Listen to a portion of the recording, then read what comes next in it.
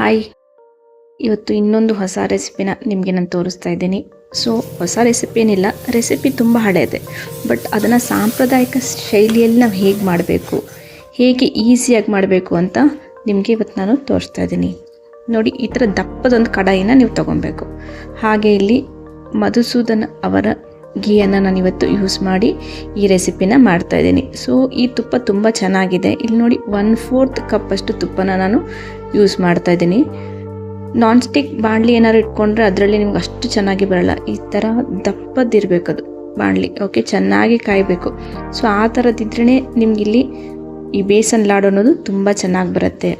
So ಇವಾಗ Varalakshmi festival ಬಂತಲ್ಲ, so ಅದಕ್ಕಾಗಿ ಈ ಥರ ಈ ರೆಸಿಪಿನ ನೀವು ನನ್ನ ಸ್ಟೈಲಲ್ಲಿ ಒಂದು ಸತಿ ಮಾಡಿ ನೋಡಿ. ಈಸಿಯಾಗಿ ಹೇಗೆ ಈ ಹೊರಗಡೆ ಅಂಗಡಿಲೆಲ್ಲ ಸಿಗುತ್ತಲ್ಲ, ಸ್ವೀಟ್ ಅಂಗಡಿನಲ್ಲಿ ಸ್ವಲ್ಪ ತರಿಯಾಗಿ ಬಾಯಲ್ಲಿಟ್ಕೊಂಡ್ರೆ ಅಂಟಬಾರ್ದು ಅದೆಲ್ಲ. ಸೊ ಆ ಥರ ಇರುತ್ತೆ.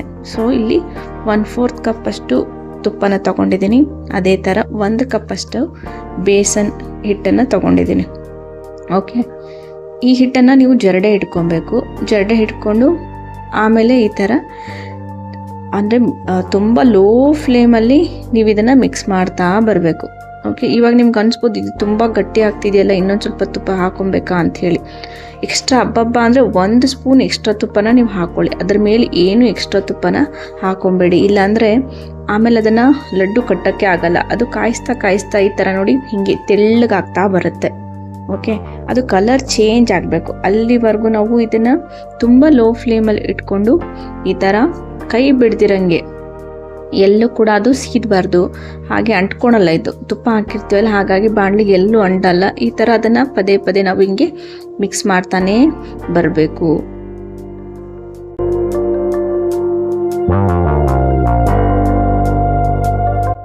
ನೀವು ಹಬ್ಬನ ಹೇಗೆ ಸೆಲೆಬ್ರೇಟ್ ಮಾಡ್ತೀರಾ, ನಿಮ್ಮ ಮನೇಲಿ ವರಲಕ್ಷ್ಮಿಗೆ ಯಾವ ಸ್ವೀಟ್ಸನ್ನು ನೀವು ಮಾಡ್ತೀರಾ ಅಂತ ಕಮೆಂಟ್ ಮಾಡಿ. ಹಾಗಾದರೆ ನಿಮಗೆ ಇನ್ನೂ ಯಾವುದು ಸ್ವೀಟ್ ರೆಸಿಪಿನ ನಾನು ವಿಡಿಯೋ ಮಾಡಿ ಹಾಕಬೇಕು ಅದನ್ನು ಕೂಡ ನೀವು ಕಮೆಂಟಲ್ಲಿ ತಿಳಿಸಿ. ನೋಡಿ, ಇವಾಗ ಈ ಥರ ನಮಗೆ ಇದು ಸ್ಪ್ರೆಡ್ ಆಗ್ತಾ ಏನಾಗುತ್ತೆ, ತೆಳ್ಳಗಾಗ್ತಾ ಬರುತ್ತೆ. ಇವಾಗ ಸ್ವಲ್ಪ ಗಟ್ಟಿ ಆಗ್ತಂಗೆ ಬಂದಿದೆಯಲ್ಲ ನೋಡಿ, ಈ ಕನ್ಸಿಸ್ಟೆನ್ಸಿ ಬರ್ತಿದ್ದಂಗೆ ನಾವು ಇದನ್ನು ಇನ್ನೊಂದು 2 ನಿಮಿಷ ಈ ಥರ ಮಾಡಬೇಕು. ನೋಡಿ ಹೀಗೆ. ಸೊ ಅದು ಹೀಗೆ ಈಸಿಯಾಗಿ ಕೆಳಗಡೆ ಬೀಳೋ ಥರ ಇರಬಾರ್ದು, ಲಿಕ್ವಿಡ್ ಥರ ಏನಿಲ್ಲ, ಸ್ವಲ್ಪ ಈ ಥರ ಇದೆ. ಸೊ ಇವಾಗ ಇಲ್ಲಿ ಏನು ಮಾಡ್ತೀನಿ ನಾನು ಅಂದರೆ, ಸ್ವಲ್ಪ ನೀರನ್ನು ತೊಗೊಂಡಿದ್ದೀನಿ. ನೀರನ್ನು ತೊಗೊಂಡು ಈ ಥರ ಹಾಕೋಬೇಕು. ಸೊ ನಿಮಗೆಲ್ಲರಿಗೂ ಶಾಕ್ ಆಗ್ಬೋದು, ಯಾಕೆ ಬೇಸನ್ಗೆ ಇವ್ರು ನೀರು ಹಾಕ್ತಿದ್ದಾರೆ ಅಂಥೇಳಿ. ಸೊ ನೀರಿನ ನಾವು ಈ ಥರ ಹಾಕ್ಬಿಟ್ಟು ಅದನ್ನು ಕಂಟಿನ್ಯೂಸ್ ಆಗಿ ಈ ಥರ ತಿರುಗಿಸಿದ್ರೇ ಅದು ಹಲ್ವಾಯಿ ಸ್ಟೈಲ್ ಏನಿರುತ್ತಲ್ಲ, ಅಂದರೆ ಬಾಯಲ್ಲಿ ಅಂಟದಿರ, ಸೊ ಹರಳಾಗಿ ಹಾಗೆ ಸಿಗುತ್ತೆ. ಇಲ್ಲಾಂದರೆ ಹಲ್ಲಲ್ಲೆಲ್ಲ ಕಚ್ಕೊಂಡು ಕೂತ್ಕೊಂಡ್ಬಿಡುತ್ತೆ ಬೇಸನ್. ಸೊ ಆ ಥರ ಆಗಬಾರ್ದು ಅಂದರೆ ಸ್ವಲ್ಪ ನೀರನ್ನು ತೊಗೊಂಡು ಈ ಥರ ನೀವು ಜಸ್ಟ್ ಅದಕ್ಕೆ ಸ್ಪ್ರೇ ಥರ ಮಾಡಿದ್ರೂ ಸಾಕು. ಓಕೆ, ಬಟ್ ಫ್ಲೇಮ್ ಆನಲ್ಲೇ ಇರಬೇಕು. ನೋಡಿ ಹೀಗೆ. ಇವಾಗ ನೋಡಿ ಕಲರ್ ಅನ್ನೋದು ಅದು ಕಂಪ್ಲೀಟಾಗಿ ಚೇಂಜ್ ಆಗ್ತಾಯಿದೆ. ಎಲ್ಲೋ ಇದ್ದಿದ್ದು ಕಂಪ್ಲೀಟಾಗಿ ಏನಾಗಿದೆ ನೋಡಿ, ಈಗ ಮಿಕ್ಸ್ ಮಾಡ್ತಾ ಬರ್ತಂಗೆ ನಾವು ಅದು ಬ್ರೌನಿಶ್ ಗೋಲ್ಡನ್ ಬ್ರೌನ್ ಬಂದಿದೆ. ಸೊ ಈ ಕಲರ್ ಬಂದಮೇಲೆ ಸ್ಟವ್ನ ಆಫ್ ಮಾಡಿಬಿಡಿ. ಸೊ ಇವಾಗ ಈ ಮಿಕ್ಸ್ನ ನಾವು ಕಂಪ್ಲೀಟಾಗಿ ತಣ್ಣಗಾಗಿ ಬಿಟ್ಬಿಡೋಣ. ಇಲ್ಲಿ ಸ್ಪೂನ್ಗೆ ನಿಮ್ಗೆ ಕಾಣಿಸ್ತಿದೆಯಾ, ಇಲ್ಲಿ ನೋಡಿ, ಮೊದಲು ಈ ಕಲರ್ ಯೆಲ್ಲೋ ಕಲರ್ ಇತ್ತು, ಇವಾಗ ಹೇಗೆ ಕಲರ್ ಚೇಂಜ್ ಆಗಿದೆ ಅಂತ. ಸೊ ಇವಾಗ ಒಬ್ಬೊಬ್ಬರ ಮನೇಲಿ ಮೇಜರಿಂಗ್ ಕಪ್ಸ್ ಇರಲ್ಲ, ನಾವು ಯಾವುದರಿಂದ ಮೇಜರ್ ಮಾಡಬೇಕು ಅಂತ ಕನ್ಫ್ಯೂಷನ್ಲಿರ್ತೀರ. ಈ ಥರ ಒಂದು ಬಟ್ಲನ್ನು ತೊಗೊಂಡು ಅದರಲ್ಲಿ ನೀವು 1 ತುಪ್ಪನ ತೊಗೊಂಡ್ರೆ ಅದಕ್ಕೆ 2 ಹಿಟ್ಟನ್ನು ತೊಗೋಬೇಕು. ಅದೇ ಪ್ರಮಾಣದಲ್ಲಿ ಎಷ್ಟು ತುಪ್ಪನ ಹಾಕಿರ್ತೀವಿ ಅಷ್ಟೇ ಪ್ರಮಾಣದಲ್ಲಿ ಸಕ್ಕರೆನೂ ಹಾಕೋಬೇಕು. ಇಲ್ಲಿ ಅದು ಕಂಪ್ಲೀಟಾಗಿ ತನಗಾಗೋವರೆಗೂ ನಾನಿಲ್ಲಿ ಸಕ್ಕರೆನ ಪೌಡ್ರ್ ಮಾಡ್ಕೊತಾ ಇದ್ದೀನಿ. ಏಲಕ್ಕಿನೂ ಕೂಡ ಅಲ್ಲೇ ಹಾಕ್ಕೊಂಡಿದ್ದೇನೆ. ಇವಾಗ ನೋಡಿ, ಇದು ಕಂಪ್ಲೀಟಾಗಿ ಕೂಲಾಗಿದೆ. ಓಕೆ, ಇದು ನೀವು ಅನ್ಸ್ಕೊಬೋದು, ಇದು ಏನಿದೆ ಇಷ್ಟು ತೆಳ್ಳಗಾಗಿದೆಯಲ್ಲ ಅಂತ. ಇವಾಗ ಸಕ್ಕರೆನ ಹಾಕ್ತಾ ಮಿಕ್ಸ್ ಮಾಡ್ತೀವಲ್ಲ, ಆವಾಗ ನಮಗೆ ಉಂಡೆ ಕಟ್ಟೋ ಶೇಪಲ್ಲಿ ಬರುತ್ತೆ. ಹಾಗೆ ಸಕ್ಕರೆನ ನಾವು ಬ್ಯಾಚ್ ವೈಸ್ ಆ್ಯಡ್ ಮಾಡಬೇಕು. ಎಲ್ಲನೂ ಕೂಡ ಒಂದೇ ಸತಿ ಸಕ್ಕರೆನ ಹಾಕಬಾರ್ದು, ನಿಧಾನಕ್ಕೆ ಇದನ್ನು ಮಿಕ್ಸ್ ಮಾಡಬೇಕು. ಇವಾಗ ಜಸ್ಟ್ 1 ಸ್ಪೂನಷ್ಟು ಮಾತ್ರ ನಾನು ಸಕ್ಕರೆನ ಹಾಕ್ಕೊಂಡಿದ್ದೀನಿ. ಇದನ್ನು ಮಿಕ್ಸ್ ಮಾಡ್ತಾ ಬರಬೇಕು. ಓಕೆ, ತುಂಬ ಪೇಷನ್ಸಿಂದ ನಾವಿಲ್ಲಿ ಮಾಡಬೇಕಾಗತ್ತೆ.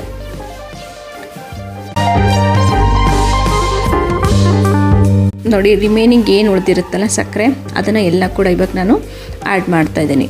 ಸೊ ನಿಮ್ಗೆ ಎಷ್ಟು ಸಾಧ್ಯನೋ ಅಷ್ಟು ಬ್ಯಾಚ್ ವೈಸ್ನೇ ನೀವು ಸಕ್ಕರೆ ಪೌಡ್ರನ್ನ ಆ್ಯಡ್ ಮಾಡ್ಕೊಳ್ಳಿ. ಓಕೆ. ಆಮೇಲೆ ಹೊರಗಡೆಯಿಂದನೇ ಮಾರ್ಕೆಟಿಂದ ನೀವು ಸಕ್ಕರೆ ಪೌಡ್ರ್ ತೊಗೊಂಬರ್ತೀರಂತ ತೊಗೊಬರ್ಬೋದು. ಬಟ್ ಅದರಲ್ಲಿ ಏನಾಗಿರುತ್ತೆ ಅಂದರೆ ಕಾರ್ನ್ಫ್ಲೋರ್ ಎಲ್ಲ ಸ್ವಲ್ಪ ಮಿಕ್ಸ್ ಆಗಿರುತ್ತೆ. ಸೊ ಆವಾಗ ಉಂಡೆ ನಿಮಗೆ ಸಾಫ್ಟಾಗಿ ಬರೋಲ್ಲ, ಸ್ವಲ್ಪ ಹಾರ್ಡ್ ಅನಿಸುತ್ತೆ. ಸೊ ಅದಕ್ಕಾಗಿ ಮನೆಯಲ್ಲೇ ಈ ಥರ ಸಕ್ಕರೆನ ಪೌಡ್ರ್ ಮಾಡಿ ಯೂಸ್ ಮಾಡಿ ಚೆನ್ನಾಗಿರುತ್ತೆ.